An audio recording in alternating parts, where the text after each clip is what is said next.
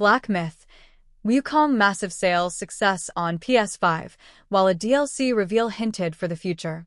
30% of Black Myth Wukong's player base is from outside China, surprising game science.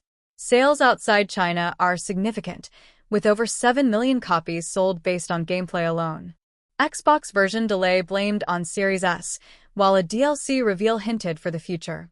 Game Science co-founder and art director Yang Qi mentioned that 30% of the game's player base is from outside China. However, no breakdown on how many are from PC and PS5 was given. Black Myth Wukong has sold around 5 million copies on PS5 alone. The title has sold over 25 million copies globally, with approximately 7.5 million units sold outside of China. An Xbox port is expected to be released in 2025, along with a DLC expansion. The February 2025 update for Black Myth Wukong fixed a number of issues with the title, including some particularly troublesome PS5-specific bugs and some glitches related to the Gauntlet of Legends mode. The game is expected to get a DLC expansion in 2025, and the long-awaited Xbox port is also slated to be released this year as well. Unfortunately, both are without a release date, with the DLC previously expected to be released sometime around Chinese New Year 2025. This figure surprised Game Science, given that foreign players might not be familiar with or have any connection with the game's story.